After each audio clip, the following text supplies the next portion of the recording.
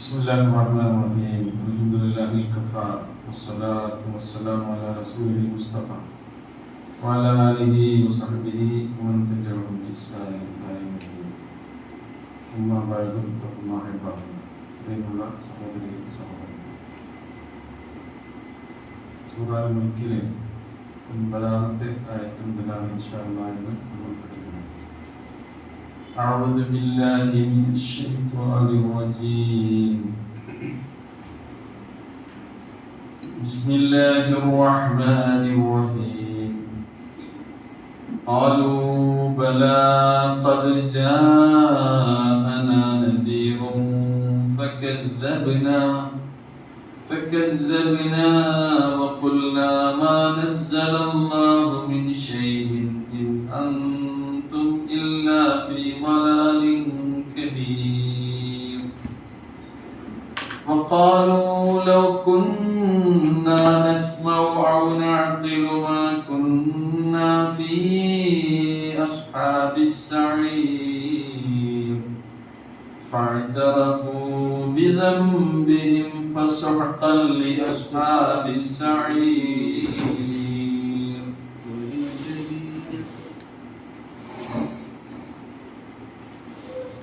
നരകാവകാശികൾ നേരത്തെ നമ്മളും വിശദീകരിച്ച അള്ളാഹുവിനെ വിശ്വസിക്കുകയും അള്ളാഹുവിന്റെ കൽപ്പനകളെ അവഗണിക്കുകയും ചെയ്ത ആളുകൾക്ക് അള്ളാഹു നൽകിയിട്ടുള്ള അദാബ് ജഹന്നം,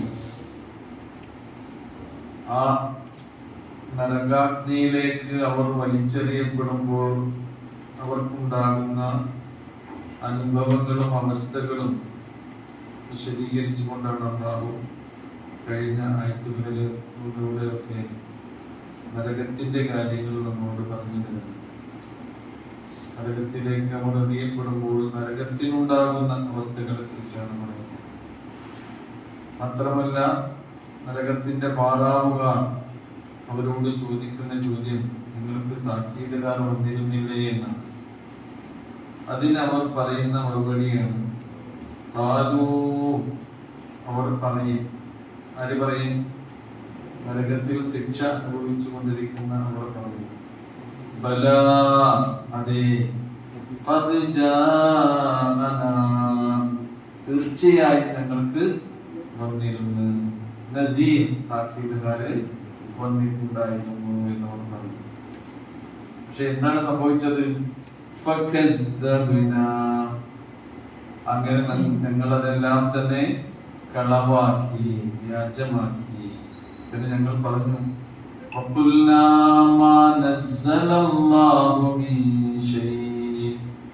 അല്ലാഹു സുബ്ഹാനഹു വ തആല യാതൊന്നും തന്നെ അവതരിപ്പിച്ചിട്ടില്ല എന്നവർ പറയുകയും ചെയ്തു.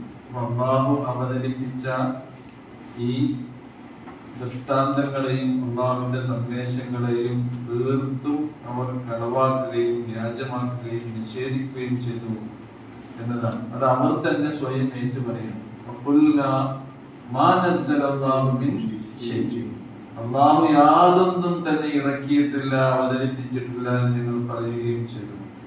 മാത്രവുമല്ല, ഇൻ അൻതും ഇല്ലാ ഫീ ളലാലിൻ കബീർ, നിങ്ങൾ ഇത് പറയുന്ന ആളുകൾ എന്ന് പറഞ്ഞാൽ പ്രവാചകനിലും വേദഗ്രന്ഥത്തിലും വിശ്വസിച്ച വിശ്വാസി സമൂഹം ഫീ ളലാലിൻ കബീർ, ഏറ്റവും വലിയ വഴികേടിലാണ് എന്നും ഞങ്ങൾ പറഞ്ഞു എന്ന് പറഞ്ഞാൽ തീർത്തും അവരെ ഞങ്ങൾ നിഷേധിക്കുകയും അവഗണിക്കുകയും അല്ലാഹു അങ്ങനെ ഒന്ന് അവതരിപ്പിച്ചിട്ടില്ല എന്ന് തീർത്ത് പറയുകയും ചെയ്തു എന്ന് ഈ പാറാവുകാരോട്, നരകത്തിന്റെ കാവൽക്കാരായ മലക്കുകളോട് പറയുന്നു. അവിടെ പറച്ചിൽ തീർന്നിട്ടില്ല, ഇനിയും തുടരുകയാണ്. ലൗ കുന്നാ നസ്മഉ ഔ നഅഖിലു മാ കുന്നാ ഫീ അസ്ഹാബിസ് സഈർ. ലൗ കുന്നാ നസ്മഉ, ഞങ്ങൾ ആ പ്രവാചകന്മാരും താക്കീതുകാരും പറഞ്ഞതൊക്കെ കേട്ടിരുന്നുവെങ്കിൽ, ശരിക്കും അവർ കേൾക്കുന്നുണ്ട്, അവരിതെല്ലാം തന്നെ കാണുന്നുമുണ്ട്, കേൾക്കുന്നുമുണ്ട്. അതിന് അവർക്കിടയിലൂടെയാണല്ലോ വിശ്വാസികളും പ്രവാചകനും ഒക്കെ ജീവിക്കുന്നത്. അത് ഞങ്ങൾ കേട്ടിരുന്നുവെങ്കിൽ പിന്നെ പറയുന്നത് നോക്കൂ, ഞങ്ങളുടെ ബുദ്ധി കൊണ്ട് ഞങ്ങൾ മനസ്സിലാക്കിയിരുന്നുവെങ്കിൽ. രണ്ട് കാര്യങ്ങളാണ് ഇവിടെ വളരെ ശ്രദ്ധേയമായിട്ടുള്ളത്. ഒന്നെന്താണ്? കേൾക്കുക എന്നതാണ്. നമ്മൾ കാര്യങ്ങൾ പഠിക്കുന്നത് എങ്ങനെയാണ്? കാര്യങ്ങൾ കേട്ടുകൊണ്ടാണ്. അധികവും നമ്മൾ കേട്ടുകൊണ്ടാണ്. നമ്മുടെ പഠനം തന്നെ ആരംഭിക്കുന്നത് കേൾവിയിലൂടെയാണ്. കേൾവി, കാഴ്ച, ചിന്ത. ഈ മൂന്ന് കാര്യങ്ങളെ പ്രത്യേകം ഖുർആൻ എടുത്ത് പറയുന്നത്. മനുഷ്യന് അല്ലാഹു സുബ്ഹാനഹു വ തആല നൽകിയിട്ടുള്ള അനുഗ്രഹങ്ങളിൽ ഏറ്റവും ശ്രദ്ധേയമായതും ശ്രേഷ്ഠവുമായത് എന്താണ്? അസ്സംഉ വൽ ബസറു വൽ ഫുആദ്. ഇന്നസ്സംഅ വൽ ബസറ വൽ ഫുആദ കുല്ലു ഉലൈക കാന അൻഹു മസ്ഊലാ. മനുഷ്യരെ, നിങ്ങളുടെ കേൾവിയും കാഴ്ചയും നിങ്ങളുടെ ഹൃദയവും, അപ്പൊ നമ്മുടെ മനസ്സുകൊണ്ട്, ഹൃദയം കൊണ്ടാണ് നമ്മൾ ചിന്തിക്കുന്നത്, അതെല്ലാം അള്ളാഹുവിന്റെ മസ്ഊലാണ്. എന്ന് പറഞ്ഞാൽ എന്താ? അള്ളാഹു ചോദ്യം ചെയ്യുക തന്നെ ചെയ്യും അതിനെ കുറിച്ച്. ഈ അനുഗ്രഹങ്ങളെ കുറിച്ച് അള്ളാഹു നിങ്ങളോട് പ്രത്യേകം ചോദിക്കുക തന്നെ ചെയ്യുന്ന. അപ്പൊ ഇത് ഉപയോഗപ്പെടുത്താത്തവരെ അള്ളാഹു വിശുദ്ധ ഖുർആനിൽ ഉപമിച്ചത് ആരോടാണെന്നോ? നാൽക്കാലികളോട്.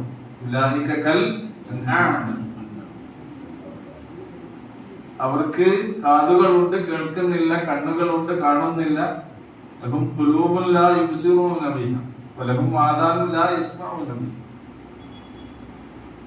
ഹൃദയങ്ങൾ ഉണ്ടായിട്ട് അതുകൊണ്ട് അവർ എന്ത് ചെയ്യുന്നില്ല? ചിന്തിക്കുന്നില്ല. അങ്ങനെയുള്ള ആളുകൾ നാൽക്കാലികൾ എന്ന് പറഞ്ഞാൽ പോലെ പലവും അതല്ല, അവയേക്കാൾ പിഴച്ചു പോയവരാണെന്ന് പറഞ്ഞു. അപ്പൊ ഇവിടെ മനുഷ്യൻ നരകത്തിൽ നിന്ന് രക്ഷപ്പെടാൻ ചെയ്യേണ്ട രണ്ട് കാര്യങ്ങളെ ഈ ആയത്തിൽ പറയുന്നത്. ഒന്ന് എന്ത് ചെയ്യണം? കേട്ട് മനസ്സിലാക്കുന്ന കാര്യം. അത് പോയി കേൾക്കേണ്ടപ്പോ നിങ്ങൾ കഴിച്ചു എന്ന് പറയുന്നത് ചെറുപടി എന്ത് പറയണേ? കേൾക്കണ്ട. ആ ക്ലാസ്സിൽ നിങ്ങൾ ഇരിക്കണ്ട. നിങ്ങൾ വഴി തെറ്റി പോകും. കേട്ടാ പഴക്കുന്നാണ് ഖുർആൻ പറയുന്നത്. എന്താണെന്നോ? فبشر عباد الذين يستمعون القول فيتبعون احسنه اولئك الذين هداهم الله واولئك هم اولو الالباب. പ്രവാചകരെ, എന്റെ ദാസന്മാർക്ക് സന്തോഷ വാർത്ത അറിയിച്ചോളൂ.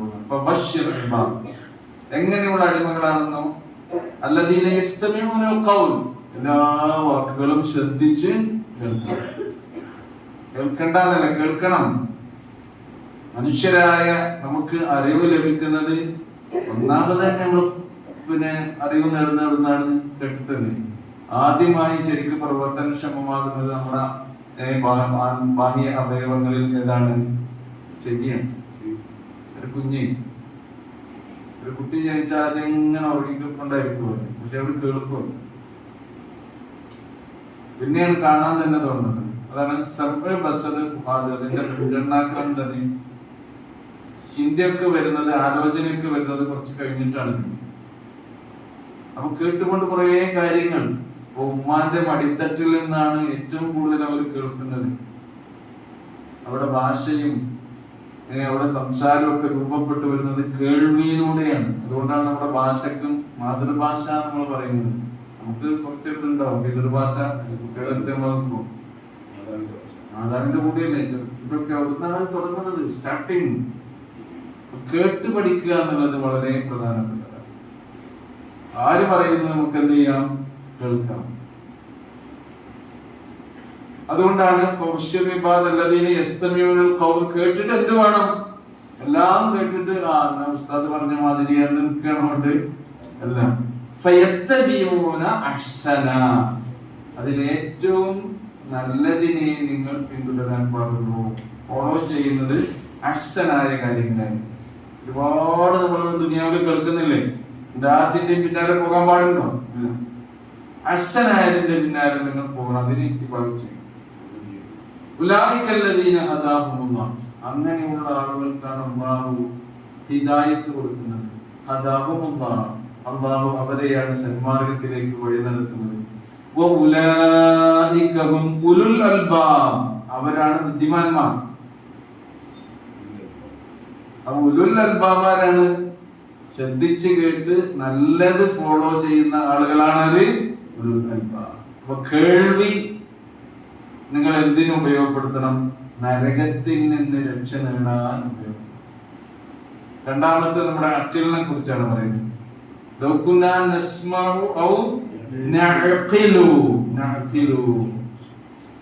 നമ്മുടെ ബുദ്ധി ഉപയോഗിക്കുന്നതിനെ കുറിച്ച് എത്ര സ്ഥലങ്ങളിലാണ് ഖുർആൻ പറയുന്നത്? അഫലാ തഅഖിലൂൻ, നിങ്ങൾ ബുദ്ധി ഉപയോഗിച്ച് ആലോചിക്കുന്നില്ലേ എന്ന് പറയുന്നു. ലഅല്ലകും തഅഖിലൂൻ, നിങ്ങൾ ബുദ്ധി ഉപയോഗിച്ച് മനസ്സിലാക്കാൻ വേണ്ടിയാണ് അല്ലാഹ് ഈ കാര്യങ്ങളൊക്കെ പറയുന്നത്. എത്ര ഉദാഹരണങ്ങൾ ഖുർആനിൽ നമുക്ക് കാണാൻ കഴിയൂലേ? ഉപമകളിലൂടെ കാര്യങ്ങൾ അല്ലാഹു നമുക്ക് വിശദീകരിച്ചു തരുന്നത് എന്തിനാണ്? കാര്യങ്ങൾ വളരെ എളുപ്പത്തിൽ ഗ്രാഹ്യമാകാൻ വേണ്ടിയാണ്, അത് നമുക്ക് മനസ്സിലാക്കിയെടുക്കാൻ വേണ്ടിയാണ്. അങ്ങനെ അല്ലാഹു പറയുന്നുണ്ട്, വതിൽകൽ അംസാലു നദ്രിബുഹാ ലിന്നാസി വമാ യഅഖിലുഹാ ഇല്ലൽ ആലിമൂൻ. ഈ ഉപമകളൊക്കെ ജനങ്ങൾക്ക് വേണ്ടി ഞാൻ വിശദീകരിച്ചു കൊടുക്കുകയാണ്. അള്ളാഹുവിന്റെ വേദഗ്രന്ഥത്തിൽ അള്ളാഹു നികത്തിയ മുഴുവൻ ഉപമകളും എല്ലാ ജനങ്ങൾക്കും വേണ്ടിയുള്ളതാണ്. പക്ഷെ ആരാണ് അതിൽ നിന്ന്? വമാ യഅഖിലുഹാ ഇല്ലൽ ആലിമൂൻ, കാര്യങ്ങൾ മനസ്സിലാക്കുന്നവർക്കല്ലാതെ അതിനെക്കുറിച്ച് ചിന്തിച്ച് ഗ്രഹിക്കാൻ കഴിയുന്നില്ല എന്നാണ് അല്ലാഹു സുബ്ഹാനഹു വ തആല. നമ്മുടെ അഖിൽ എന്തിനുള്ളതാണ്? ചിന്തിക്കാനാണ്. ഈ ചിന്ത എന്തിനു ഉപയോഗപ്പെടുത്തണം? നരകത്തിൽ നിന്ന് രക്ഷപ്പെടാൻ. അതിനെപ്പറ്റി ആലോചിക്കാൻ പാടില്ല, അത് അങ്ങനെ തന്നെയാണ് എന്ന് പറയുക വേണ്ടത്. ആലോചിച്ച് ചിന്തിച്ച്, അതാണ് ഖുർആന്റെ കാര്യങ്ങൾ. അഫലാ യതദബ്ബറൂനൽ ഖുർആൻ അം അലാ ഖുലൂബിൻ അഖ്ഫാലുഹാ എന്ന് പറഞ്ഞിരിക്കുന്നു. ഖുർആന്റെ ആയത്തുകളെ കുറിച്ച് നിങ്ങൾ ചിന്തിക്കുന്നില്ലേ? പരിചിന്തനം നടത്തുന്നില്ലേ? നിങ്ങളുടെ ഹൃദയങ്ങൾ താഴ്ത്ത് കൂട്ടിയിട്ടുണ്ടോ എന്നാണ് കേൾക്കുന്നത്. താഴ്ത്ത് കൂട്ടിയൊക്കെയാണോ ഹൃദയങ്ങൾ? ആ താഴുകളൊക്കെ തല്ലിപ്പൊളിച്ച് ഹൃദയ കവാടങ്ങൾ അള്ളാഹുവിന്റെ ഈ ആയത്തുകളുടെ മുമ്പിൽ നിങ്ങൾ തുറന്നു വെച്ച് ആലോചിക്കണം. അതാണ് നരകത്തിൽ നിന്ന് രക്ഷപ്പെടാനുള്ള വഴിയായിട്ട്. നരകത്തിലെ മാറാവുകാരോട് ആര് പറയാണ്? നരകക്കാര് പറയും, ഞങ്ങൾക്ക് പറ്റിപ്പോയിട്ടോ, ഞങ്ങൾ ആ ഉപദേശങ്ങളൊന്നും കേൾക്കാൻ തന്നില്ല, ഞങ്ങൾക്ക് അല്ലാഹ് തന്ന ബുദ്ധി ഉപയോഗിച്ച് അത് ഞങ്ങൾ മനസ്സിലാക്കിയുമില്ല. അങ്ങനെ ഒരവസ്ഥ ഉണ്ടാകാൻ പാടില്ല. ആയത്തൊന്ന് ഓതി നോക്കൂ. وقالوا لو كنا نسمع أو نعقل ما كنا في أصحاب السعير. അസ്ഹാബു സഈർ, സഈർ എന്നുള്ളത് നരകത്തിന്റെ 7 പേരുകളിൽ ഒരു പേരാണ് അല്ലേ? സഖർ, നവാർ, പ്രഥമ, അങ്ങനെയുള്ള പേരുകൾ എന്തുണ്ട് നരകത്തിന്. പിന്നീട് ഫഅതറഫൂ ബിദംബിഹിം ഫസ്ഹഖൻ ലിഅസ്ഹാബിസ് സഈർ. ഫഅതറഫൂ ബിദംബിഹിം, അവർ അവരുടെ കുറ്റങ്ങളെ, പാപങ്ങളെ അവർ അംഗീകരിക്കുന്നു. എഴുത്തറഫ എഴുത്തരിഫു എന്ന് പറഞ്ഞാൽ അംഗീകരിച്ചു, കുറ്റം ഏറ്റു പറഞ്ഞു എന്ന് അർത്ഥം. എന്തുണ്ട്? എഴുത്തറഫ, അവർ സമ്മതിക്കാൻ, അർച്ചോനെ നിങ്ങൾക്ക് പറ്റിപ്പോയി എന്ന് പറഞ്ഞുകൊണ്ട് ഫഅതറഫൂ ബിദംബിഹിം. ഇവിടെ നോക്കൂ നിങ്ങൾ, അവർ കുറ്റങ്ങൾ ഏറ്റു പറഞ്ഞു എന്ന് പറഞ്ഞാൽ പഠിച്ചോൻ എന്തെങ്കിലും അവരോട് ശിക്ഷയുടെ ഭീഷണി മുഴക്കിക്കൊണ്ട് അവർ ഏറ്റു പറയുകയാണോ? അല്ല, അവർക്ക് ബോധ്യപ്പെടുകയാണ് ഞങ്ങൾ ഈ നരകത്തിന് അർഹരായ ആളുകളാണ് എന്ന് നരകാവകാശികൾക്ക് സ്വയമേവ തന്നെ ബോധ്യപ്പെടും. അല്ലാഹുവിന്റെ റസൂൽ സ്വല്ലല്ലാഹു അലൈഹി വസല്ലം പറയുന്നത്, ലാ യദ്ഖുലു അഹദുൻ അന്നാർ, ഒരു വ്യക്തിയും നരകത്തിൽ പ്രവേശിക്കുന്നില്ല, ഇല്ലാ വഹുവ യഅലമു അന്നന്നാറ ഔലാ ബിഹി മിനൽ ജന്ന, സ്വർഗ്ഗത്തേക്കാൾ നരകമാണ് എനിക്ക് ഏറ്റവും അർഹതപ്പെട്ടത് എന്നവന് ബോധ്യമായിട്ടല്ലാതെ. എനിക്ക് വേണ്ടതല്ല എന്ത്? സ്വർഗം. എനിക്ക് വേണ്ടത് തന്നെയാണ് നരകം. ആർക്ക് ബോധ്യപ്പെടും? നരകത്തിൽ പോകുന്ന എല്ലാ മനുഷ്യന്മാർക്കും ബോധ്യപ്പെടും. പടച്ചോനെ ബോധ്യപ്പെടുത്തി കൊടുക്കുകയും ചെയ്യും. കാരണം എന്താ? നീതിമാനാണ്. കുറ്റബോധത്തോടു കൂടി ഒരാൾ നരകത്തിൽ കിടക്കുക. ഞാൻ ഇങ്ങനെ കൂടെ നരകത്തിൽ വരേണ്ടി വന്നല്ലോ എന്നല്ല. അതാണ് എന്ന് പറഞ്ഞാൽ എന്താ? കുറ്റങ്ങൾ, പാപങ്ങൾ. അവരുടെ പാപങ്ങൾ അവർ സമ്മതിക്കും, അവർ അംഗീകരിക്കും, അതവർ ഏറ്റുപറയും എന്നാണ്. എങ്ങനെയാണ് ഉണ്ടാകുക? എപ്പോഴാണ് ഉണ്ടാകുക? അല്ലാഹു സുബ്ഹാനഹു വ തആല അവരെ വിചാരണ ചെയ്യും. നോക്കൂ നിങ്ങൾ, അള്ളാഹുവിന്റെ കോടതി നടപടികൾ ആരംഭിച്ചു കഴിഞ്ഞാൽ എല്ലാ മനുഷ്യന്മാരെയും അവർ ചെയ്ത ശരി തെറ്റുകളെ ആദ്യമായി ബോധ്യപ്പെടുത്തി കൊടുക്കും. എങ്ങനെ ബോധ്യപ്പെടുത്തി കൊടുക്കുക? കിതാബ് കൊടുക്കും. നമ്മൾ ജീവിച്ചു തീർത്ത ജീവിത പുസ്തകം റെക്കോർഡാണത്. എന്താ വേണ്ട? രേഖ വേണോ? അത് അവിടെ ഹാജരാക്കും. അതല്ല നിങ്ങൾ വിഷ്വൽ വേണോ? കാണണോ? ആദ്യം മുതൽ അവസാനം വരെ അതിന്റെ ഓഡിയോടെ പ്ലേ ചെയ്ത് കൊടുക്കുമ്പോൾ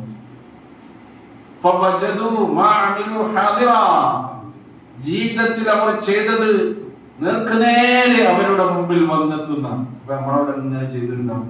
നമ്മൾ ഈ പുറം ക്ലാസ്സിൽ എടുക്കണമൊക്കെ റെക്കോർഡാക്കുന്നുണ്ട്. ഇവിടെ ക്യാമറ ഇല്ലെങ്കിലും പിന്നെ വലിയൊരു ക്യാമറ ഉണ്ട്. അത് ക്ലിയർ ഇല്ലാതെ പോകും. തപ്പി തപ്പിണ്ടാവും.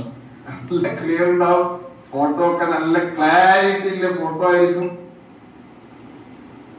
നമ്മുടെ രീതിയിൽ ഇങ്ങനെ പിന്നെ ഫോട്ടോ പോലെയല്ലേ കാണുള്ളൂ. അത് അവിടെയല്ല, അങ്ങനെയല്ല. അത് തെറ്റ് ചെയ്യുന്ന ആൾ, അയാൾ ചെയ്യുന്ന തെറ്റ് നേർക്കുനേരെ. കൊല ചെയ്യുകയാണെങ്കിൽ ആ കൊലപാതകത്തിന്റെ എല്ലാ കാര്യവും നേർക്കുനേരെ അവർ കാണിച്ചു കൊടുക്കും. ഇന്നാളെ കൊന്നിലല്ല, കേസ് മുഖ്യതല്ല, ഇതിന്റെ അധികാരം കൊണ്ട്, ഇതിന്റെ സമ്പത്ത് കൊണ്ട് അവിടെ പറയും എല്ലാ തെറ്റുകളും.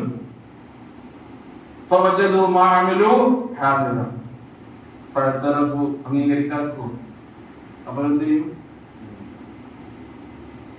അപ്പൊ ആദ്യം പുസ്തകമാണ് പഠിച്ചോ കൊടുക്കുന്നത്.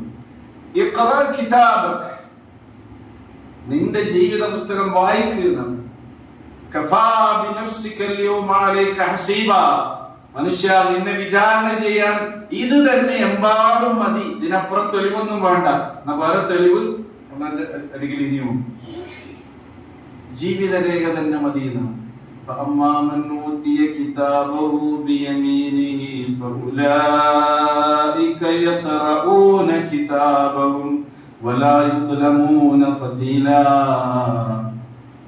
തങ്ങളുടെ ജീവിതരേഖ വലതു കരങ്ങളിൽ സ്വീകരിച്ച ആളുകൾ അവർ അത് വായിച്ചു തീർക്കുന്നു. ഒരു നേരിയ അനീതി പോലും അള്ളാഹു തന്റെ ദാസനോട് ചെയ്യുന്നില്ല എന്നാണ് പറയുന്നത്. വലത് കരങ്ങളിൽ കിതാബ് കിട്ടിയ ആളുകളുടെ അവസ്ഥ ഖുർആനിൽ പല സ്ഥലങ്ങൾ പറയുന്നില്ലേ? അത് വായിച്ചു നോക്കും. എന്നിട്ടോ ഇതാ എന്റെ പുസ്തകം നോക്കൂ, ഇത് വായിച്ചു നോക്കൂ. വായിച്ചു കഴിഞ്ഞിട്ട് വലത്തെ കൈ കിട്ടിയ ആൾ സന്തോഷപൂർവ്വം വേറെ ആളുകൾക്ക് കാണിച്ചു കൊടുക്കുകയാണ്. കാരണം എന്താ?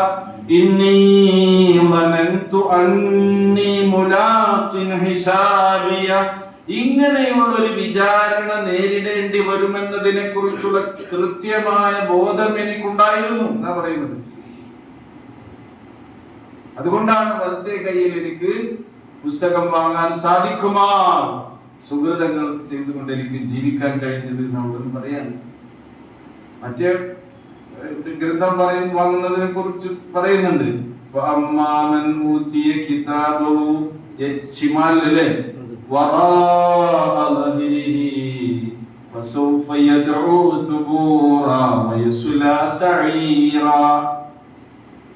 ഇടത്തെ കയ്യില് അതും മുതുകിന്റെ പിന്നിലൂടെ ജാള്യതയോടെ ആ ഗ്രന്ഥം വാങ്ങുന്ന ആള് അവൻ എന്റെ നാശമേ എന്ന് വിലപിച്ചുകൊണ്ടിരിക്കും.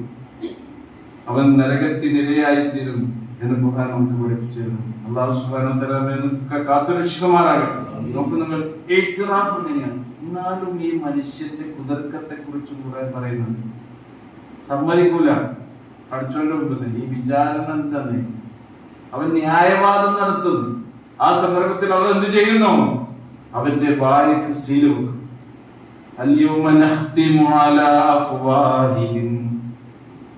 അവിടെ വായകൾക്ക് സീൽ വെക്കും, മുദ്ര വെക്കും. ആ പാപികളായ മനുഷ്യർ ചെയ്ത പാപങ്ങളെ കുറിച്ച് അവരുടെ കൈകൾ സംസാരിക്കും. നിങ്ങൾ ആരുടേതൊക്കെ മോഷ്ടിച്ചെടുത്തിട്ടുണ്ട്, ആരെയൊക്കെ കൊന്നിട്ടുണ്ട്, കൊന്നൊടുക്കിയിട്ടുണ്ട്. കണ്ടില്ലേ? ചെറിയ പിഞ്ചു പൈതങ്ങളെ അവർ പഠിക്കുന്ന കലാലയങ്ങളിലേക്ക് ബോംബെറിഞ്ഞുകൊണ്ടാണ് കൊല്ലുന്നത്. എത്ര ക്രൂരമായ, തുല്യതയില്ലാത്ത, മനുഷ്യത്വരഹിതമായ പ്രവർത്തനങ്ങളാണ് ഇവിടെ നടത്തിക്കൊണ്ടിരിക്കുന്നത്. ഒരു പട്ടണമർത്താൻ ഒരു ഓർഡർ കൊടുക്കുകയാണ്. ഒരു പട്ടണമർത്താൻ ലോകം മുഴുവൻ കത്തിച്ചാമ്പലായി പോകുന്ന അവസ്ഥയാണ് ഇപ്പോൾ ഉള്ളത്. ഹിരോഷിമയിലും നാഗസാക്കിയിലും ഒക്കെ ബോംബ് വർഷിക്കാൻ ഒരാൾ പട്ടണമർത്തി അവിടെ ബോംബിട്ടിട്ടുണ്ടെങ്കിലും അതിന്റെ പിന്നിൽ വേറൊരു പട്ടണം ഉണ്ടാകും, അഗ്നിയുണ്ടാകും. എത്ര ക്രൂരമായ പ്രവർത്തനങ്ങൾ ആ മനുഷ്യന്മാരൊക്കെ ചെയ്തുകൊണ്ടിരിക്കുന്നത്. അതൊക്കെ രേഖയിൽ ഉണ്ടാകും. അതിനൊക്കെ ഉത്തരം പറയേണ്ടി വരും. അതവർ സമ്മതിക്കും. അവിടെ നിന്ന് പഠിച്ചോൻ ഇതെല്ലാം എന്ത് ന്യായങ്ങളൊപ്പം പല ന്യായങ്ങളും അങ്ങോട്ടും ഇങ്ങോട്ടും മനുഷ്യന്മാര് രക്ഷപ്പെടാൻ വേണ്ടി പറഞ്ഞുകൊണ്ടിരിക്കുന്നില്ലേ? വായക്ക് മുദ്ര വെച്ച് അവരുടെ കൈകൾ സംസാരിക്കും. അവിടെ കാലുകൾ അതിന് സാക്ഷി നിൽക്കും. അവർ സമ്പാദിച്ചു കൂട്ടുന്ന ഈ തിന്മകൾ, കയ്യും കണക്കുമില്ലാത്ത തിന്മകളെ കുറിച്ച് അവിടെ കാലുകൾ സാക്ഷി നിൽക്കുന്നു ഖുർആൻ പറയും. എന്നിട്ടോ നമ്മുടെ കൈ സംസാരിക്കുമ്പോ, കാല് സാക്ഷി നിൽക്കുമ്പോ ആ മനുഷ്യൻ തന്നെ പറയും, ലിമ ശഹിദും അലൈനാ, നിങ്ങളെ രക്ഷപ്പെടുത്താൻ വേണ്ടിയല്ലേ പഠിച്ചവനോട് ഞാൻ തർക്കിച്ചുകൊണ്ടിരിക്കുന്നത്. അപ്പൊ അവര് നമ്മുടെ അവയവങ്ങൾ പറയുന്ന മറുപടി ഖുർആൻ പറയുന്നുണ്ട്. ഞങ്ങൾ സംസാരിപ്പിക്കുന്നവൻ ആരാണ്?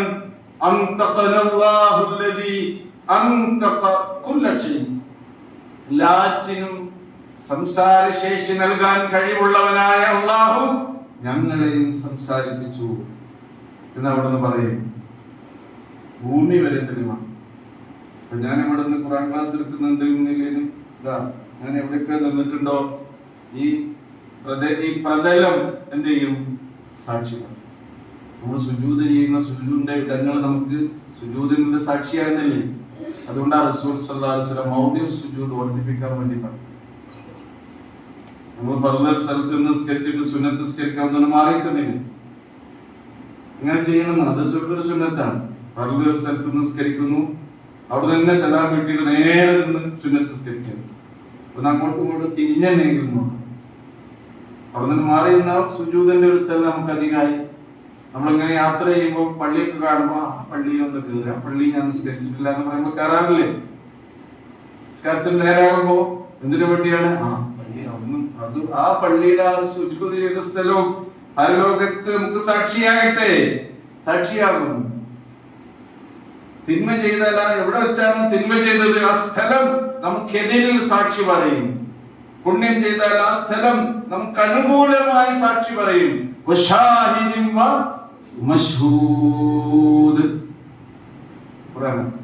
ഭൂമി സംസാരിക്കൂല, ഈ ചുമരുകൾ സംസാരിക്കും, ഭൂമി സംസാരിക്കും. സൂറ സൽസലയിൽ അല്ലേ?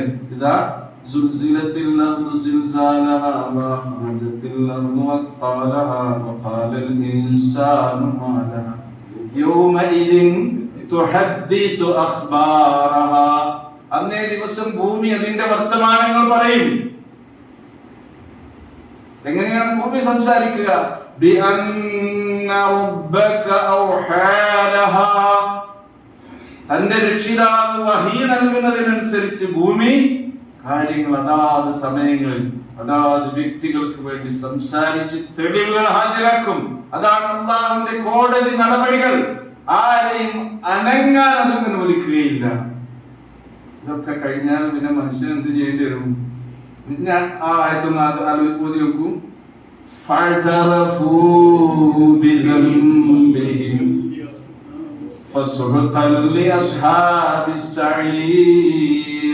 നരകത്തിൽ പോകുന്ന ആളുകൾ, പ്രവേശിച്ച ആളുകൾ തെറ്റുകളൊക്കെ സമ്മതിക്കും.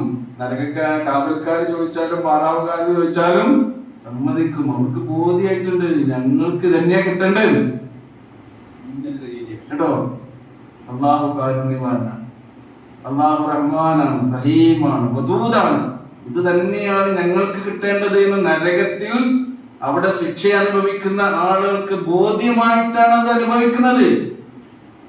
അള്ളാഹുവിനെ പീഡിപ്പിക്കുകയല്ല. ഈ ബോധ്യപ്പെടുത്തൽ, ഈ കാര്യങ്ങളൊക്കെ വേണമെങ്കിൽ പഠിച്ചവൻ വിചാരണ സന്ദർഭത്തിൽ തന്നെ ചെയ്യും. അല്ലാഹു മയസ്സിറ അലൈനാ ഹിസാബന, പഠിച്ചവനെ നിങ്ങളുടെ വിചാരണ ഞങ്ങൾക്ക് നീ എളുപ്പമാക്കി തരണമേ. സുഹക്കൻ എന്ന് പറഞ്ഞാൽ എന്താ? ശാപം, നാശം, അകലുക.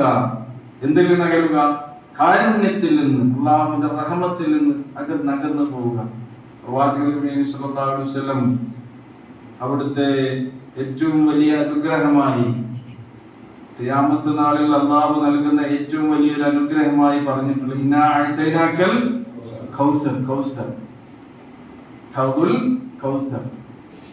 കൗസറിൽ നിന്ന് പാനം ചെയ്യുക എന്നുള്ളത് ഒരു വ്യക്തിക്ക് മരണാനന്തര ജീവിതത്തിൽ കിട്ടുന്ന അനുപമമായ അനുഗ്രഹീതമായ ഒരു നിഅമത്താണ് അല്ലാഹു സുബ്ഹാനഹു വ തആല നൽകുന്നത്. അത് ഖുർആൻ എടുത്ത് പറഞ്ഞു, റസൂൽ അത് പറയുന്നുണ്ട്. അതിൽ നിന്ന് ആരെങ്കിലും പ്രവാചകന്റെ തിരുകരങ്ങളാൽ ഒരു കോപ്പ പാനീയം അതിൽ നിന്ന് ഒരാൾക്ക് കുടിക്കാൻ കഴിഞ്ഞാൽ അയാൾ പിന്നെ അയാളുടെ ജീവിതത്തിൽ ഒരിക്കലും ദാഹിക്കുകയില്ല. നമുക്ക് ദാഹല്ലേ? നമുക്ക് കുറച്ചൊക്കെ ഒരു ദാഹം ഉണ്ടാവും അല്ലേ? അപ്പൊ വല്ലാത്തൊരു എന്റെ ദാഹം ഇല്ല എന്നോ ഉണ്ടോ?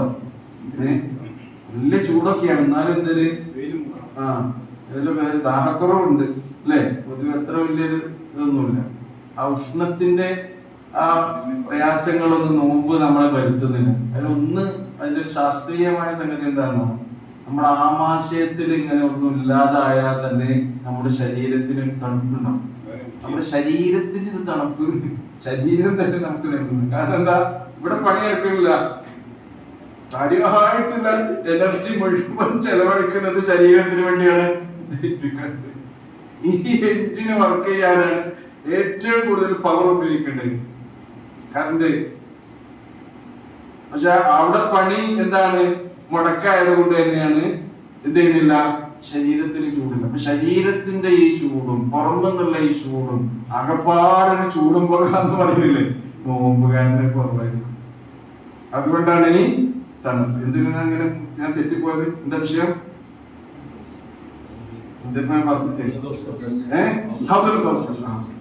അതിൽ നിന്ന് കുടിച്ചാൽ പിന്നെ എന്തില്ല? ദാഹമില്ല. പിന്നെ സ്വർഗത്തിൽ ഒരുക്കി വെച്ച തേനരുവി, പാലരുവി, നല്ല ശുദ്ധമായ വെള്ളത്തിന്റെ അരുവി, എന്തൊക്കെയാണ് അവിടെ. അതൊക്കെ കുടിക്കാൻ പിന്നെ എന്തിനാ പാനീയങ്ങളൊക്കെ അവിടെ കുടിക്കാൻ വെച്ചിട്ടുള്ളത്? അവിടുത്തെ പാനീയങ്ങൾ നമ്മൾ കുടിക്കുന്നത് ദാഹം തീരാനല്ല, പിന്നെ അത് രുചിച്ചാസ്വദിക്കാൻ വേണ്ടിയാണ്. രുചിച്ച് ആസ്വദിക്കാൻ വേണ്ടിയാണ്. ഇപ്പൊ നമ്മൾ വെള്ളം കുടിക്കുമ്പോ ശരിക്ക് വെള്ളം രുചിച്ച് ആസ്വദിക്കുന്നില്ല, പിന്നെ വായിച്ചിട്ട് കുടിക്കാം. നമ്മുടെ എഞ്ചിൻ തണുപ്പിക്കാൻ വേണ്ടിയാ വെള്ളം കുടിക്കുന്നത്. എഞ്ചിൻ ചൂടാകല്ലേ? ആ എഞ്ചിൻ തണുപ്പിക്കാൻ വേണ്ടിയാണ് ഇവിടെ വെള്ളം കുടിക്കുന്നത്. അവിടുന്ന് കുടിക്കുന്നതൊക്കെ എന്തിനാണ്? ലദ്ദത്തുകളാണ് അവിടെ മുഴുവൻ. ഭക്ഷണം അങ്ങനെ തന്നെയാണ്, വിശപ്പില്ലല്ലോ അവിടെ. പിന്നെന്തിനാണ് വിശപ്പില്ലാതെ ഭക്ഷണം? പക്ഷെ ഇവിടെ നമുക്ക് ആസ്വദിച്ച് തിന്നാൻ കഴിയുന്നില്ല. അതെല്ലാം ഈ ആസ്വാദനമാണ്. അവിടെ നമുക്ക് നഈം എന്ന് പറയുന്നില്ലേ, ഇതിനെ കുറിച്ച് സ്വർഗത്തിന്റെ വിശേഷണമാണ്. എന്താണ്? അളവറ്റ ആസ്വാദനം നൽകുന്ന സ്വർഗമാണേത്? ജന്നത്തുൻ നഈം. അത് നമുക്ക് അവിടെ എന്താ വിഷയം? അതുൽ കൗസർ അല്ലേ? അത് കുടിക്കാൻ എല്ലാവരും വിശ്വാസികളൊക്കെ ഒരുമിച്ച് കൂടുമ്പോ ഈ തിരക്ക് കണ്ട് കുറച്ച് ആൾക്കാർ ഇങ്ങനെ അടുത്ത് വരും. അവരോട് റസൂൽ പറയുന്നുണ്ട്, സുഹ്കൻ, നിങ്ങൾക്ക് ശാപം, നിങ്ങൾ അകന്നു പോവുക. ഈ അനുഗ്രഹീത ഉറവയിലേക്ക് നിങ്ങൾ, ഈ തീർത്ഥജലത്തിലേക്ക് നിങ്ങൾ അടുക്കണ്ട എന്ന് പറഞ്ഞ് അകറ്റും. ധാരാണെന്നോ?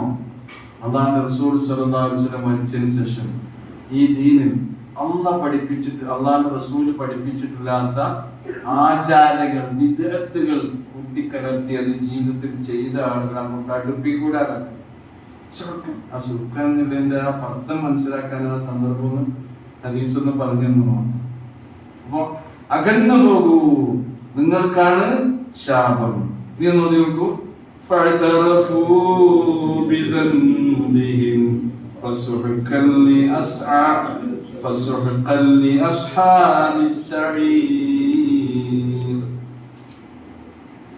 إن الذين يخشون ربهم بالغيب لهم مغفرة وأجر كبير. إن الذين يخشون ربهم بالغيب എന്ന് പറയുന്നത് ദൃശ്യമല്ലാത്ത അദൃശ്യമായ നിലയിൽ തങ്ങളുടെ റബ്ബിനെ ഭയപ്പെടുന്നവർ. നമ്മളൊക്കെ നമ്മുടെ റബ്ബിനെ എങ്ങനെയാ ഭയപ്പെടുന്നത്? ദൃശ്യമായ നിലയിൽ. റബ്ബിനെ കാണുന്നുണ്ടല്ലോ, പക്ഷേ റബ്ബ് നമ്മുടെ കൂടെ ഉണ്ട് എന്നുള്ള ബോധം നമുക്കുണ്ട്. അള്ളാഹുവിനെ കാണുന്നുണ്ടെന്ന പോലെ അവന് ഇബാദത്ത് ചെയ്യണം. നീ അവനെ കാണുന്നില്ലെങ്കിലും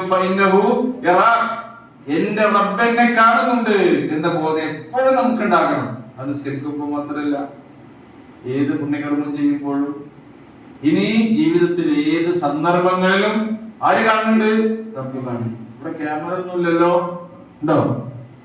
ഇവിടെ എന്താ ഇപ്പൊ ക്യാമറ നോക്കാഞ്ഞ് അല്ലേ? എന്ത് കരുതി നമ്മൾ എന്തെങ്കിലും തെറ്റ് ചെയ്യുകയാണെങ്കിൽ ആര് കാണുന്നുണ്ട്? ഇതിനേക്കാൾ വലിയ ഒരു ക്യാമറ കണ്ണ് ഇവിടെ സ്ഥാപിച്ചിട്ടുണ്ട്. അതാണ് എന്നുള്ളത് നമ്മുടെ മനസ്സിൽ രൂപപ്പെടേണ്ട ഒരു ഇബാദത്താണ്. മനസ്സിൽ രൂപപ്പെടേണ്ട ഒരു ഇബാദത്താണിത്. ഖശിയുർ റഹ്മാൻ ബിൽ ഗൈബ്, അദൃശ്യമായ നിലക്ക് അല്ലാഹുവിനെ കുറിച്ചുള്ള പേടി. ആ പേടി ഉണ്ടാവുകൊണ്ടല്ലേ നമ്മുടെ ഇബാദത്തിലെ ഏറ്റവും കൂടുതൽ ദൈർഘ്യമേറിയ ഒരു ഇബാദത്താണ് ഇത്, നോമ്പ്. അല്ലേ? നിസ്കാരം 5 മിനിറ്റ് 10 മിനിറ്റ്. ജീവിതത്തിൽ ഒരിക്കൽ ചെയ്യുന്ന ഹജ്ജ് എത്ര ദിവസം? 6 ദിവസം. 5 ദിവസം കൊണ്ട് തീർത്താലും അത് വീടും. ആകെ 6 ദിവസം. ഇതോ 1 മാസം. മാത്രമല്ല, പകലുള്ള വൃതാനുഷ്ഠാനാണെങ്കിലോ അത് ഇപ്പൊ 13 മണിക്കൂർ 12.5 മണിക്കൂറാണ് അല്ലേ? 12.5 മണിക്കൂറോളം ദൈർഘ്യമേറിയ starting point two finishing point. ഈ ഒരു ഇബാദത്തിൽ നമുക്ക് ഏറ്റവും കൂടുതൽ ഉണ്ടാകുന്ന ഒന്നാണ്. ഇബാദത്തിനിടയിൽ നമുക്ക് കിട്ടുന്ന വേറൊരു കൂലിയാണെന്ത്? നോമ്പിന്റെ കൂലിയുടെ പോലെ തന്നെ നമുക്ക് കിട്ടുന്ന കൂലി എന്താണ്? ഖശിയുർ റഹ്മാൻ ബിൽ ഗൈബ്. എല്ലാം ഇങ്ങനെ തുറന്നു നോക്കും. എന്തിനു വേണ്ടിയാണ്? അതിലെന്തൊക്കെ കൊണ്ടേ വേണ്ടിയാണ്. എടുത്ത് കുടിക്കുന്നുണ്ടോ? ഇല്ല. നമുക്ക് ഹലാലായതൊക്കെ നമ്മൾ ഹറാമാക്കാണ് നോമ്പിന്റെ കാര്യം. എന്തുകൊണ്ട്? ഖശിയുർ റഹ്മാൻ ബിൽ ഗൈബ്, അദൃശ്യമായ നിലയിൽ നമ്മുടെ റഹ്മാനായ റബ്ബിനെ പേടിച്ചുകൊണ്ട്. അങ്ങനെയുള്ള ആളുകൾക്ക് എന്ത് കിട്ടും? ലഹും. നോമ്പിലൂടെ പാപങ്ങൾ പൊറുക്കപ്പെടുന്നുണ്ട്. നമ്മുടെ ദുആയിലൂടെ പാപങ്ങൾ പൊറുക്കപ്പെടുന്നുണ്ട്. മനസ്സിന്റെ നമ്മുടെ ഈ വിചാരത്തിലൂടെ എന്ത് കിട്ടുന്നുണ്ട്? മഗ്ഫിറ. സുബ്ഹാനല്ലാഹ്. അല്ലാഹ് ചെയ്തു തരുന്ന നിഅമത്തുകൾ എത്രയാണെന്ന് ഒരു വിശ്വാസിക്ക് കിട്ടുന്ന കൂലി എത്രയാണെന്ന് ആലോചിച്ച് നോക്കൂ. ലഹും മഗ്ഫിറ, പാപവിമുക്തിയുണ്ട് കേട്ടോ. നോമ്പിന്റെ ഇടയിൽ ചെറിയ ചെറിയ കൊച്ചു ദോഷങ്ങൾ വരികയാണെങ്കിൽ കൊടുക്കും. കാരണം എന്താ? പേടിയുണ്ട്. എന്റെ മനസ്സിൽ പേടിയുണ്ട്. മനസ്സ് പഠിച്ചോൻ അറിയുന്നുണ്ട്. അള്ളാഹിനെ കുറിച്ചുള്ള വിചാരം, ഓർമ്മ നിന്റെ മനസ്സിലുണ്ട്. ലഹും മഗ്ഫിറ, പാപമുക്തി. അതിന് പുറമെന്തുണ്ട്? ചെറിയ കൂലിയാണോ? ചെറിയ കൂലിയാണോ? അജ്റുൻ കബീർ വഅജ്റുൻ കബീർ, വലിയ കൂലി. സുബ്ഹാനല്ലാഹ്. ഞാൻ നോക്കൂ.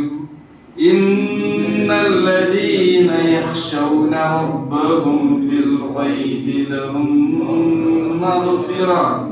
മഗ്ഫിറത്തുൻ വഅജ്റുൻ കബീർ വഅസിറൂ ഖൗല وجهروا به إنه عليم بذات الصدور وأسروا قولكم നിങ്ങളുടെ സംസാരങ്ങളും വാക്കുകളും ഒക്കെ നിങ്ങൾ എത്ര രഹസ്യമാക്കി വെച്ചോളൂ, അല്ലെങ്കിലോ അവിജ്ഹറൂ അത് എത്ര നിങ്ങൾ പരസ്യമാക്കുകയും ചെയ്തോളൂ. നമ്മുടെ സംസാരത്തെ രഹസ്യമായിട്ട് സ്വകാര്യമായിട്ട് പറയുകയാണെങ്കിലും ഒച്ചത്തിൽ പരസ്യമാക്കി പറയുകയാണെങ്കിലും എന്തുണ്ട്? ഇന്നഹു അലീമുൻ ബിദാത്തിസ് സുദൂർ നിശ്ചയമായും അല്ലാഹു സുബ്ഹാനഹു വ തആല നിങ്ങളുടെ മനസ്സകങ്ങളിലുള്ള നെഞ്ചകങ്ങളിലുള്ള എല്ലാ കാര്യങ്ങളെ കുറിച്ചും അറിയുന്നവരാകുന്നു. സംസാരിക്കുമ്പോൾ എന്ത് ചെയ്യണം? കരുതണം. സ്വകാര്യം പറയുകയാണെങ്കിൽ എന്ത് ചെയ്യണം? കരുതണം. അപ്പൊ ആരും അറിയില്ല എന്നാണ് വിചാരിക്കുക. ഇല്ല, എല്ലാം ഇവിടെ എന്ത് ചെയ്യുന്നത്? റെക്കോർഡാക്കപ്പെടുന്നുണ്ട്. മാത്രമല്ല അതെല്ലാം അല്ലാഹു സുബ്ഹാനഹു വ തആല അറിയുന്നുണ്ട് എന്ന് ഇബ്നു അബ്ബാസ് റളിയല്ലാഹു അൻഹു പറയുന്നുണ്ട്. മുശ്രിക്കീങ്ങൾ പ്രവാചകൻ തിരുമേനി സ്വല്ലല്ലാഹു അലൈഹി വസല്ലമയെ കണ്ടുമുട്ടുന്ന സന്ദർഭത്തിൽ ഫയൂഹാ ഇലൈഹി ബിമാ ഖാലു അവരിങ്ങനെ പറഞ്ഞ കാര്യങ്ങളൊക്കെ റസൂലിന് വഹിയ നൽകും.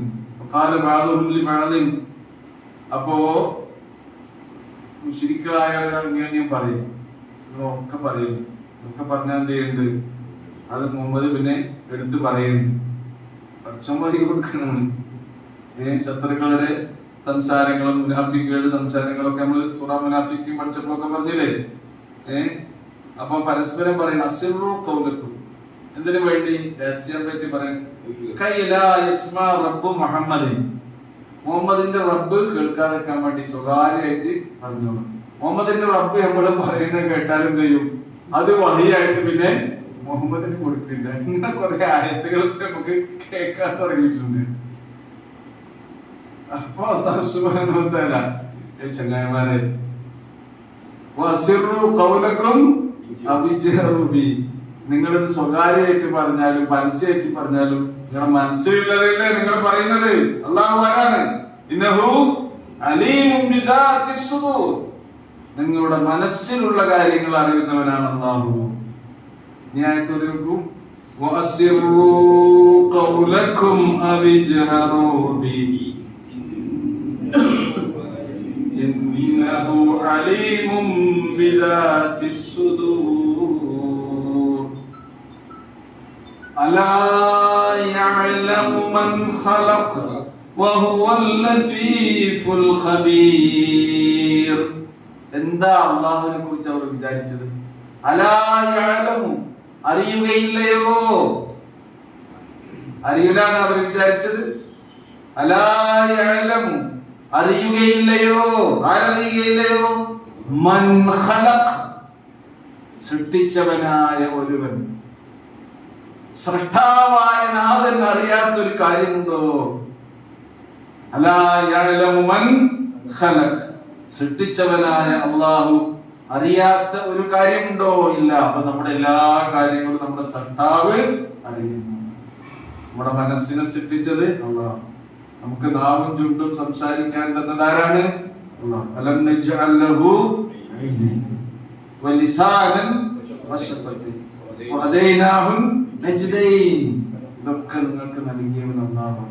നിനക്ക് നിങ്ങളുടെ മനസ്സിനെ വനഫ്സിൻ വമാ സവ്വാഹ ഫഅൽഹമഹാ ഫുജൂറഹാ വതഖ്വാഹാ മനസ്സിനെ സംവിധാനിച്ചവനാണ് അവൻ. വനഫ്സിൻ വമാ സവ്വാഹ മനസ്സ് തന്നെയാണ് സത്യം.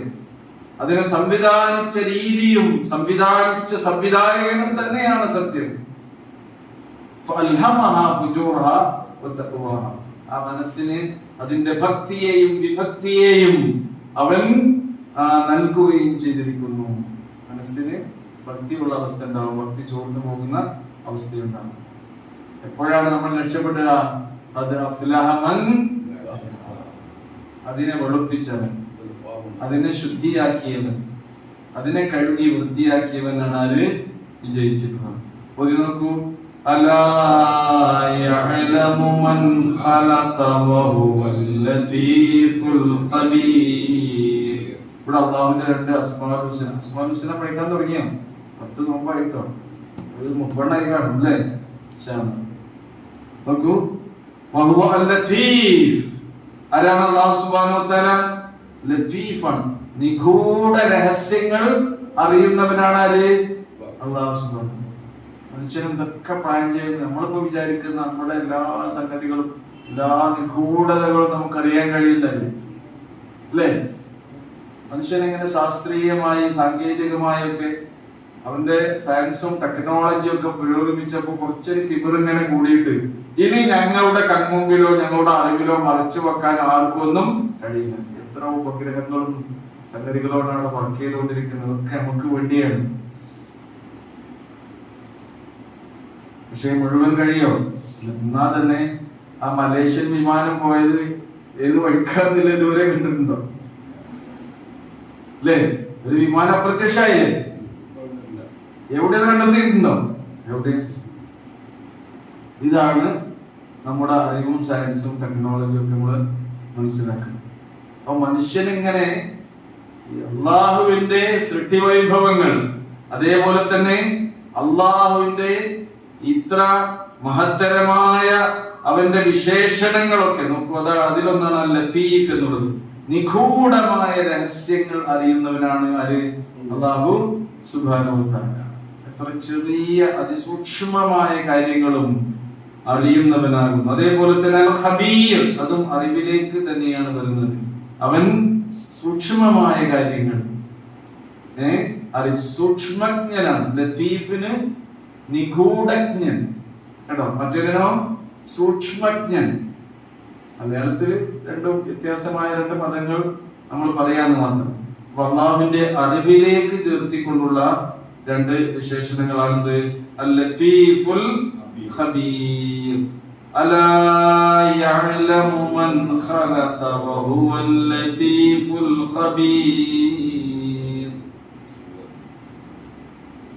നോക്കൂ, നരകത്തിൽ നിന്ന് നമ്മൾ ഇങ്ങനെ പുറത്തേക്ക് വന്നു അല്ലേ? നരകത്തിൽ പുറത്തേക്ക് വന്നോ? ആ നരകത്തിന്റെ വിശേഷങ്ങളൊക്കെ പറഞ്ഞു കഴിഞ്ഞതിന് ശേഷം അല്ലാഹു സുബ്ഹാനഹു വ തആല നമ്മുടെ സംസാര കാര്യങ്ങളെ കുറിച്ച് പറഞ്ഞു, നമ്മുടെ മനസ്സിൽ ഉദിക്കുന്ന ഭക്തിയെ കുറിച്ച് പറഞ്ഞു, അദൃശ്യമായ നിലയ്ക്ക് അള്ളാഹുവിനെ ഭയപ്പെട്ടാൽ നമുക്ക് കിട്ടാൻ പോകുന്ന പ്രതിഫലത്തെ കുറിച്ചൊക്കെ പറഞ്ഞിട്ട് ഇനി അള്ളാഹു നമുക്ക് ചെയ്തു തന്ന അനുഗ്രഹങ്ങളെ കുറിച്ച് കൂടി സംസാരിക്കുകയാണ്. هو الذي جعل لكم الأرض ذلولا فامشوا في مناكبها وكلوا من رزقه وإليه النشور. هو الذي അവനത്രേ جعل لكم الأرض ذلولا, ഭൂമിയെ നിങ്ങൾക്ക് പ്രയോജനകരമാക്കി തന്നവൻ.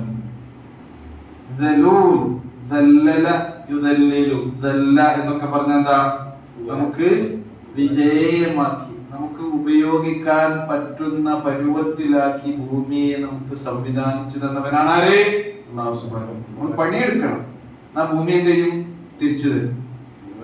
കൃഷി അല്ലെ? മനുഷ്യന് ജീവിക്കണമെങ്കിൽ എന്ത് വേണം? ഭൂമിയിൽ തന്നെ അവൻ പണിയെടുക്കണം, അധ്വാനിക്കണം. അതാണ് ദലൂലാക്കി ഭൂമിയെ നിങ്ങൾക്ക് തന്നു. ഈ മഹാപ്രപഞ്ചത്തിൽ മനുഷ്യനായി ജീവിതവാസം അള്ളാഹു ഒരുക്കി സംവിധാനിച്ചത് എവിടെ വരെ? എവിടെ മാത്രാണ്? എവിടെയാണ്? ചന്ദ്രനിലുണ്ടോ? ചൊവ്വയിലുണ്ടോ? അവിടെ നനവുണ്ട് ഇറങ്ങി പോയിട്ടുണ്ട്. വല്ല റിപ്പോർട്ട് കിട്ടിയിട്ടുണ്ടോ? ചൊവ്വയിലൊരു പൂലുണ്ട്, ആ പൂല് തേടി വെള്ളമുണ്ടെങ്കിൽ ജലാംശം ഉണ്ടെങ്കിൽ അവിടെ ജീവനുണ്ടോ? ഇല്ല.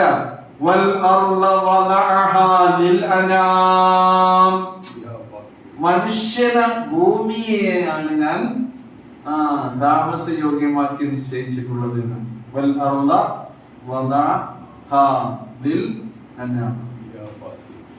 വേറൊരു സ്ഥലത്തൊക്കെ നമ്മൾ ജീവിക്കാൻ ഈ ഭൂമിയിലുള്ളതൊക്കെ ആർക്ക് വേണ്ടിയാണ്? ഖലഖ ലക്കും മാ ഫിൽ അർദ് ജമീഅൻ, ഭൂമിയിലുള്ളതെല്ലാം നിങ്ങൾക്ക് വേണ്ടിയുള്ളതാണ്. ഭൂമി മുഴുവൻ അതിന്റെ ഉള്ളും പുറവും ആർക്ക് വേണ്ടിയുള്ളതാണ്? നമുക്ക് വേണ്ടിയുള്ളത്. നമ്മൾ കണ്ടെത്താത്തതൊക്കെ ഭൂമിയിലുണ്ട് നമ്മൾ വിചാരിച്ച്. അതാണ് എന്നിട്ട് എന്താണ് പറയുന്നത്? അതിന്റെ ചുമലിലൂടെ നടന്നോളൂ എന്നാണ് പറയുന്നത്. മശായിഷ് എന്ന് പറയുന്നത് നടന്നു. മൻകിബ് എന്ന് പറയുന്നത് മൻകിബ് മനാകിബ്, ഭൂമിയുടെ തോളത്തുകൂടെ നിങ്ങൾ നടന്നോളൂ.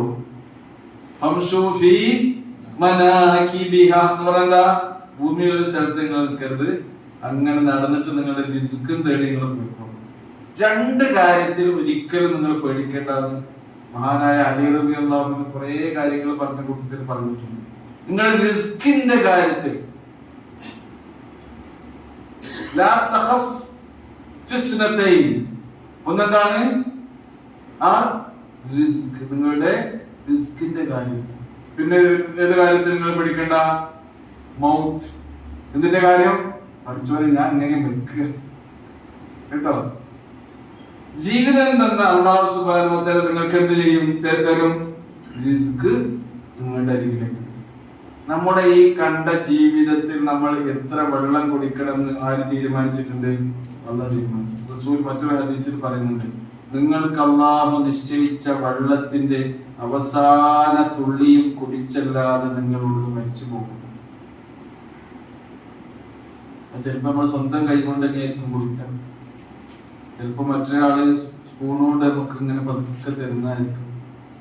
സ്പൂണോണ്ട് കുടിക്കാൻ കഴിയാത്ത അത്ര ദാഹമുണ്ടാകുന്ന ജീവിതത്തിന്റെ അന്ത്യ നിമിഷങ്ങളിൽ ഏറ്റവും കൂടുതൽ ദാഹം മനുഷ്യന് അനുഭവിക്കുന്ന ആ സമയത്ത് ഒരു സ്പൂണൊന്നും വെള്ളം കൊടുക്കാൻ പറ്റൂല, കഴിയില്ല. ആ സമയത്ത് എന്ത് ചെയ്യും? നമ്മളെ പരിചരിച്ച് നമ്മളെ കൂടെയുള്ള ആളുകൾ വിരലിന്റെ തുമ്പത്തില് ശീല കെട്ടിയിട്ട് വെള്ളത്തിൽ പതുക്കെ ചുണ്ടത്തിൽ ഇങ്ങനെ വെച്ചിടും. നമ്മളതിനെ വീണ്ടി കൊടുക്കും. അവസാനത്തെ തുള്ളി അള്ളാഹ് കണക്കാക്കി നമുക്ക് തന്നിട്ട് മരിക്കുള്ളൂ. ബേജാറാകണ്ട. ആ ഹദീസിൽ പറയുന്ന കാര്യത്തിൽ നിങ്ങളുടെ വിഭവങ്ങളെ നല്ല രീതിയിൽ നിങ്ങൾ തേടിക്കൊള്ളൂ എന്നാണ്. തിരക്ക് കൂട്ടണ്ട, ആർത്തി വേണ്ട. ആർത്തി കൂട്ടലെന്തിനാ? നിങ്ങൾക്ക് പഠിച്ചോ തരാൻ വിചാരിച്ച് തന്നിട്ട് നിങ്ങൾ മരിക്കുള്ളൂ. എത്ര കിൻഡൽ അരി നമ്മൾ ഭക്ഷിക്കണമെന്ന് ആര് തീരുമാനിച്ചിട്ടുണ്ട്? പഠിച്ചോ. ഏതേതൊക്കെ ഇനത്തിലുള്ള അരി അതൊക്കെ. എത്ര കിലോ മാംസം, പോത്തിറച്ചി തിന്നണമെന്ന് ആര് കണക്കാക്കിയിട്ടുണ്ട്?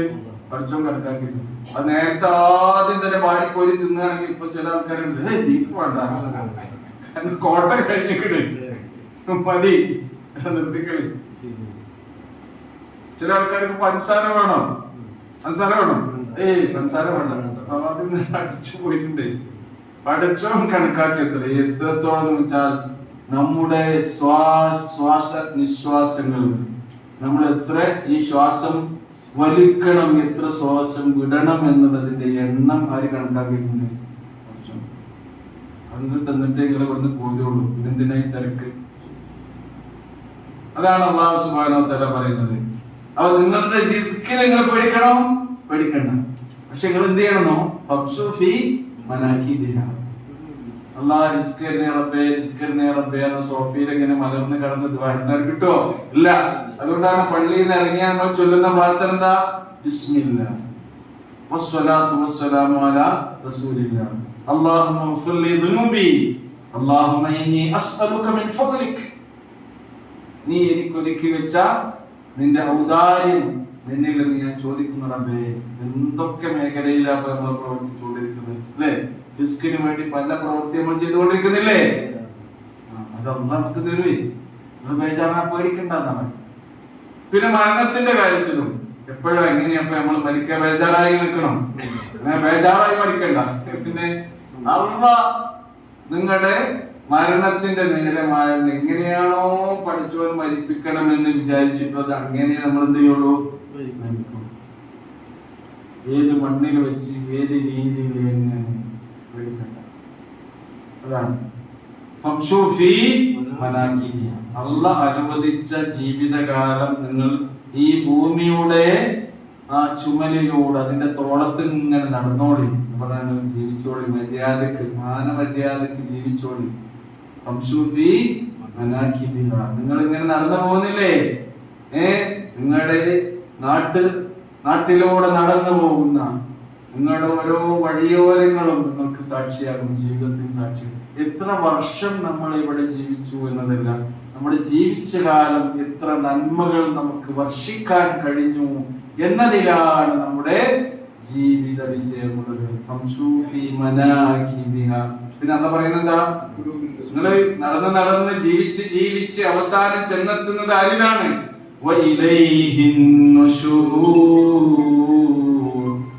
അള്ളാഹുവിന്റെ അരികിലേക്കാകുന്നു നിങ്ങൾ മടങ്ങി വരുന്നത്. നോക്കൂ, പരിശ്രമം സഅയ് എന്നുള്ളത് നമ്മുടെ ഭാഗത്തു നിന്നുണ്ടാകും. അതുകൊണ്ട് നമസ്കാരത്തിന് ശേഷം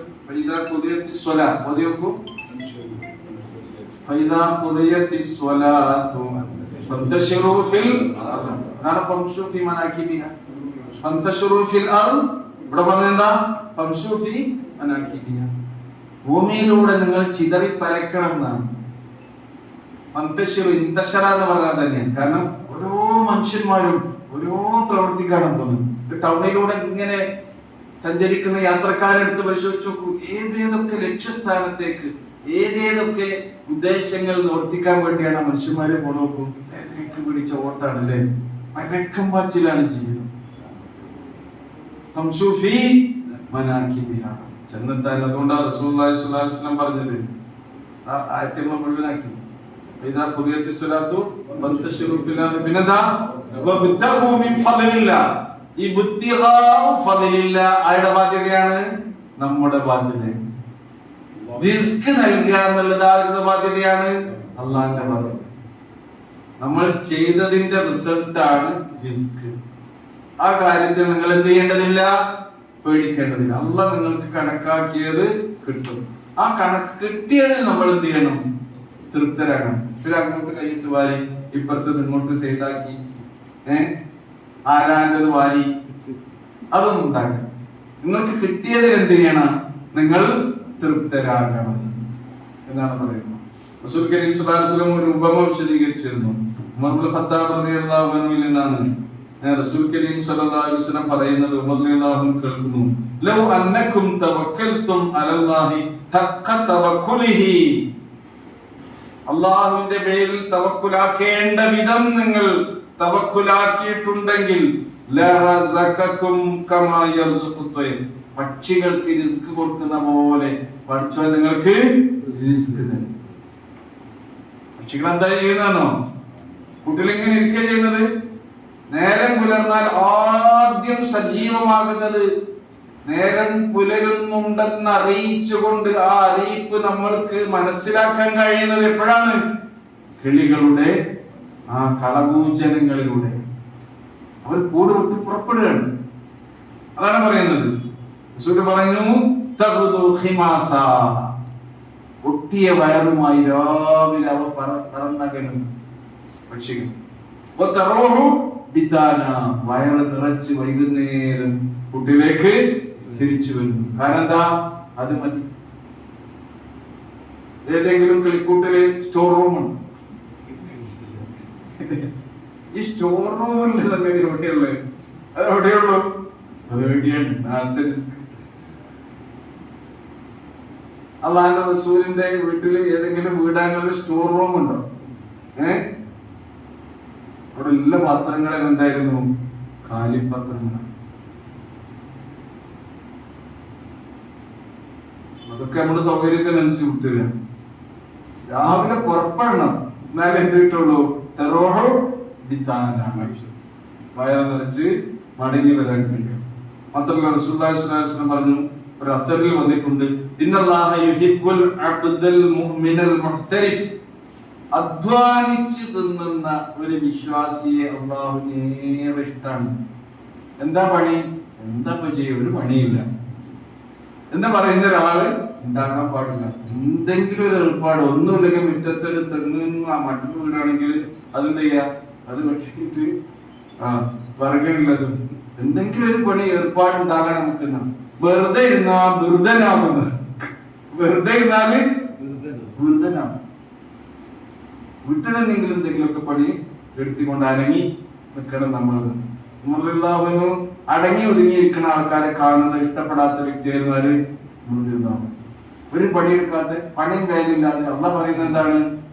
നയിച്ചു തിന്നാൻ നമ്മൾ പറയുന്നത്. നയിച്ചു തിന്നതാണ് മക്തരിക്കുന്നത്. അധ്വാനിച്ചു തിന്നുന്ന മനുഷ്യനെ അല്ലാഹു സുബ്ഹാനഹു വ തആല ഇഷ്ടപ്പെടുന്നതാണ്. ഇതെല്ലാം കൊണ്ട് നിങ്ങളുടെ രഹസ്യവും പരസ്യവും കൊണ്ടൊക്കെ നിങ്ങൾ അവസാനം മടങ്ങിയെത്തുന്നത് ആരിലേക്കാണ്? അല്ലാഹുവിലേക്കാണ്. അല്ലാഹു സുബ്ഹാനഹു വ തആല നമ്മെ അനുഗ്രഹിക്കുമാറാകട്ടെ. റഹ്മാനായ റബ്ബേ, നിങ്ങളുടെ ജീവിതത്തിൽ പറ്റിപ്പോകുന്ന തെറ്റുകൾ നിന്റെ കൃപ കൊണ്ട് നിങ്ങൾക്ക് നീ പുറത്ത് മാപ്പാക്കി തരണമേ. നിങ്ങൾ മരണപ്പെട്ടു പോയ എല്ലാവർക്കും റഹ്മത്ത് നൽകണമേ. രോഗികൾക്ക് ശക്തിയും ശമനം നൽകണമേ. പരിശുദ്ധ റമദാനിന്റെ എല്ലാ പുണ്യങ്ങളും നേടുന്ന സൗഭാഗ്യവാന്മാർ ഞങ്ങളെ ഉൾപ്പെടുത്തി അനുഗ്രഹിക്കണമേ. തിരുവരങ്ങളാൽ അബ്ദുൽ കൗസറിൽ നിന്ന് പാനം ചെയ്യുന്ന സദ്വൃത്തരിൽ നിങ്ങളെ എല്ലാവരും നീ ഉൾപ്പെടുത്തണമേ. ربنا آتنا في الدنيا حسنة وفي الآخرة حسنة وقنا عذاب النار. ربنا تقبل منا إنك أنت السميع العليم وتب علينا إنك أنت التواب الرحيم. وصلى الله تعالى على خير خلقه محمد وعلى آله وصحبه.